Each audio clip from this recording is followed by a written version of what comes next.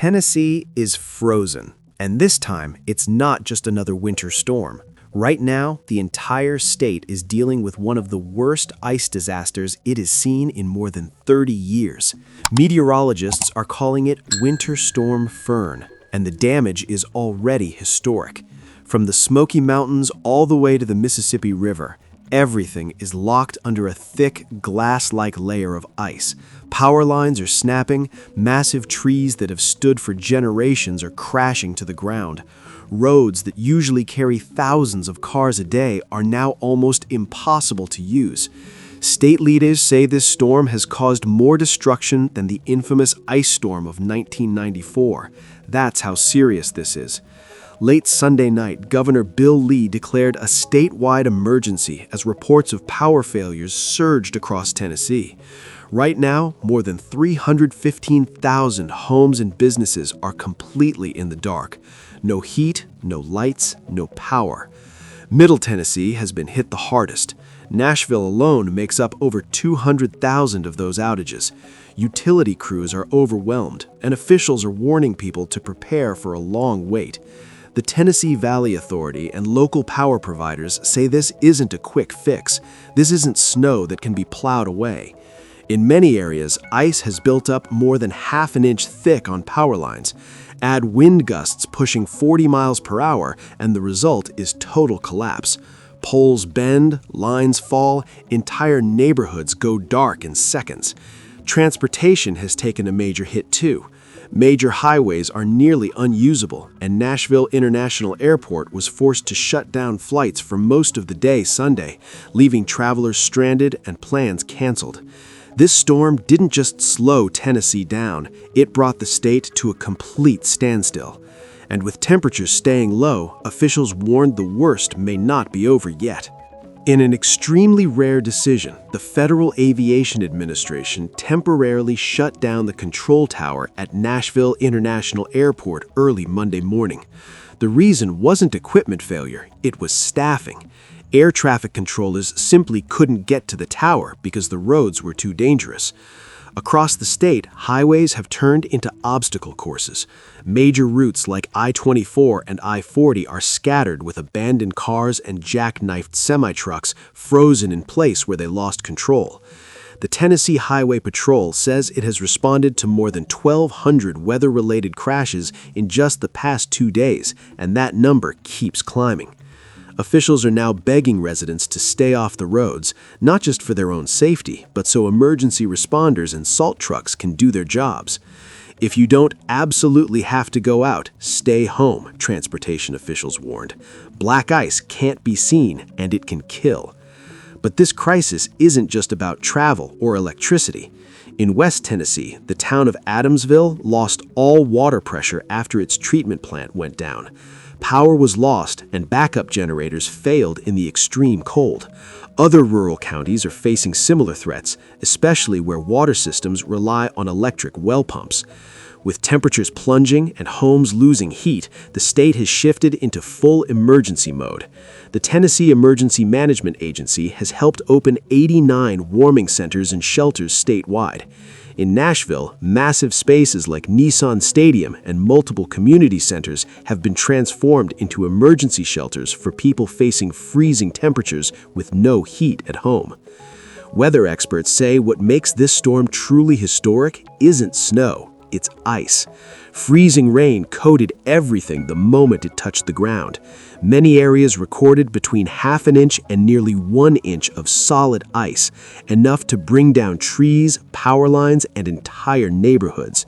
Climatologists say Tennessee experienced similar destruction in the 1994 ice storm, but there's one major difference now. Millions more people live here today. More homes, more power lines, more pressure on an already strained grid. That combination, experts say, makes this the most serious weather challenge Tennessee has faced in the 21st century. While the freezing rain is now moving east, the danger isn't over. The ice remains, and the deep freeze is far from finished.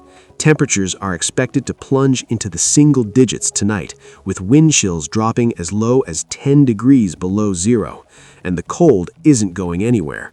Forecasters say temperatures won't climb above freezing until at least Thursday. That means the ice gripping trees and power lines isn't melting anytime soon. As the ice slowly loosens, large chunks can fall without warning, a dangerous situation for anyone walking or standing below. At the same time, the crisis in West Tennessee is escalating fast. Memphis and the surrounding Mid-South region are now dealing with what officials are calling one of the most severe winter weather disasters in modern memory. A brutal mix of heavy snowfall and an earlier flash freeze has turned the city's main roads into complete chaos. Traffic systems have collapsed, emergency crews are stretched thin, and crashes are happening everywhere. The worst moment came during the height of the morning commute. Even though the National Weather Service issued repeated warnings, many drivers were caught off guard when snow piled up rapidly on top of invisible black ice. Just after 7:15 a.m., disaster struck on I-55 near the I-240 interchange. A large commercial truck lost control while going downhill on an overpass. The trailer slid sideways, blocking every northbound lane. What happened next unfolded in seconds. Cars behind it had no traction, no space, no chance. Vehicles slammed into the truck and into each other, setting off a chain reaction that quickly grew into a massive pileup involving more than 25 vehicles. One witness described the scene as something out of a war zone. She said you could hear metal crunching again and again as more cars crashed into the wreckage. Snowdrifts blocked the shoulders, leaving drivers trapped with nowhere to escape. The Memphis Fire Department confirmed that rescue crews had to use heavy extraction tools, including the jaws of life, to pull at least 7 people from crushed vehicles. Early reports confirm 3 fatalities, with more than 15 others rushed to Regional 1 Health. Some suffered broken bones, others remain in critical condition. And while that crash was the most devastating, it was far from the only one. Memphis police say they've been overwhelmed by hundreds of smaller accidents across the city. Intersections locked up, cars abandoned, and emergency lines flooded with calls. As temperatures continue to fall and roads remain frozen, officials warn that conditions may get worse before they get better. This storm isn't just disrupting daily life, it's pushing an entire region to its limits. Major east-west routes across the city are now jammed with abandoned cars and crash debris, making it nearly impossible for snowplows to do their job. Both the newer I-40 bridge and the older I-55 bridge have been shut down multiple times as semi-trucks lost control on the icy inclines. For hours at a time, Memphis was effectively cut off from Arkansas. Public transportation has also come to a halt. The Memphis Area Transit Authority suspended all bus and trolley service indefinitely after several buses slid out of control early this morning. Officials say it simply isn't safe to operate under these conditions. Meteorologists explain that the unusually high number of crashes comes down to how this storm unfolded. Winter Storm Fern didn't start with snow. It started with freezing rain late Sunday night, coating roads with a nearly invisible layer of solid ice. Hours later, 4 to 6 inches of heavy, wet snow fell on top of it. That combination is deadly. The snow tricks drivers, said one regional climatologist. People think they have grip because they see snow, but underneath it's pure ice, like a skating rink. In Memphis, the danger is even worse. With dozens of bridges and overpasses, road surfaces cool faster than the ground below. At highway speeds, those elevated sections turn into traps with no warning and no room to recover. As conditions deteriorated and casualties mounted, Memphis Mayor Paul Young, working with Governor Bill Lee, declared a local state of emergency for Shelby County. In a televised briefing, the mayor issued a blunt warning. "We are asking every Memphian to stay off the roads," he said. "This is not a request, it's a necessity for public safety." He added that emergency responders are struggling to reach people in life-threatening situations because roads are clogged with unnecessary traffic and accidents. The Tennessee Highway Patrol has been deployed to assist Memphis police, but officials admit they're stretched thin. Response times for non-injury crashes are now exceeding 2 hours. fire officials are also dealing with a new threat. The Memphis Fire Department has already responded to multiple carbon monoxide exposure calls as residents turn to unsafe heating methods. Officials are urging people to use only approved heat sources and to seek shelter if their homes become unsafe. The city has opened 12 warming centers, including the Benjamin L. Hooks Central Library for anyone without heat. And the impact is being felt far beyond city streets. Memphis International Airport, one of the world's most important cargo hubs due to FedEx operations, has seen major disruptions. Even with runways being treated, the sheer amount of snow has forced the cancellation of more than 200 flights. As the storm tightens its grip and temperatures continue to fall, officials warn that Memphis is still in the most dangerous phase of this disaster, and for now, relief remains out of reach. The impact of this storm is now reaching far beyond the South. With Memphis International Airport severely disrupted, logistics experts warn of a ripple effect across the entire country. Package deliveries, critical freight, and even medical supplies are expected to face delays nationwide. And the damage doesn't stop at the Tennessee state line. Across Mississippi, Winter Storm Fern has unleashed a level of destruction officials are calling unprecedented. The entire state is now under emergency conditions. The power grid has been shattered, farms and food operations are at a standstill, and structural damage has been reported from the Tennessee border all the way down to the Pine Belt. Mississippi has seen its share of extreme weather, but emergency managers say this event is different. In northern and central parts of the state, ice buildup reached 3/4 of an inch, and in some places, nearly a full inch. That kind of accumulation turns every tree, wire, and rooftop into a potential failure point. The most immediate and devastating impact has been the collapse of the electrical system. State emergency officials report that more than 240,000 customers are without power. The reason is simple: ice is brutally heavy. Even a thin layer of ice adds enormous weight to power lines and tree limbs. Multiply that across thousands of miles, and the system doesn't just fail, it breaks apart. In cities like Oxford, Tupelo, and the capital city of Jackson, residents describe hearing trees snap throughout the night. Moments later, bright blue flashes lit up the sky as transformers exploded under the strain. Utility companies say this damage goes far beyond routine repairs. Our system is built to handle wind and rain, but no grid can survive nearly an inch of solid ice combined with strong winds. In many areas, poles are snapped at the base. We're not fixing lines, we're rebuilding the grid. And the destruction isn't limited to power infrastructure. Across North Mississippi, reports of structural failures are mounting. In one county, the roof of a large distribution warehouse partially collapsed under the weight of ice and sleet. Thankfully, workers had been evacuated hours earlier. Hundreds of homes have also been damaged by falling trees. In Jackson's historic Bellhaven neighborhood, trees that have stood for a century came crashing down, punching through roofs and crushing vehicles parked below.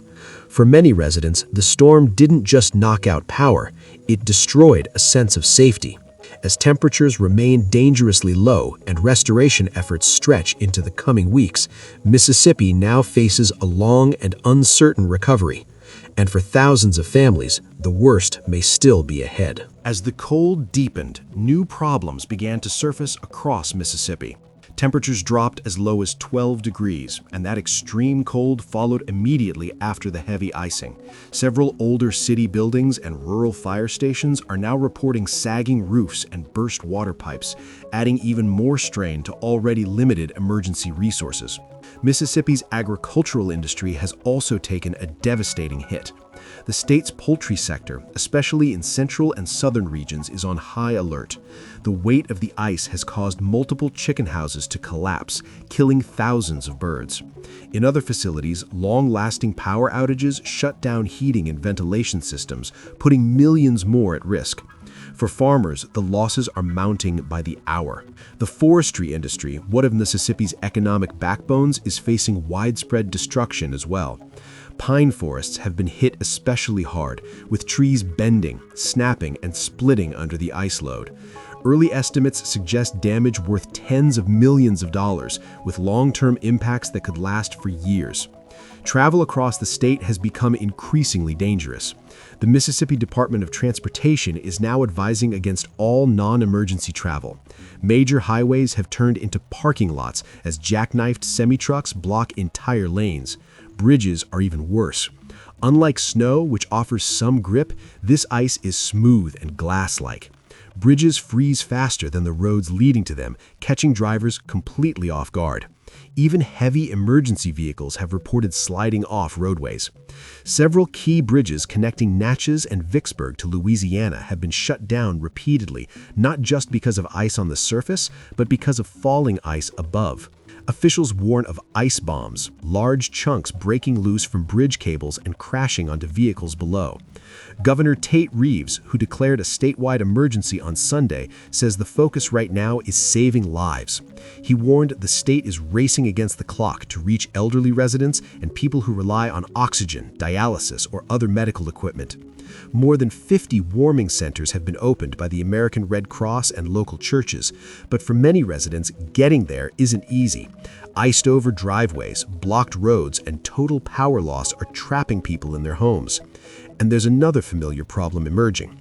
Much like the winter storm of 2021, several cities, including Jackson, are now reporting drops in water pressure. Officials fear frozen pipes, power failures at pumping stations, and system damage could leave entire neighborhoods without running water. As the ice holds, the cold tightens its grip, and recovery crews struggle to reach those in need, Mississippi remains locked in one of the most dangerous winter emergencies in its history. And for many families, help still feels painfully far away.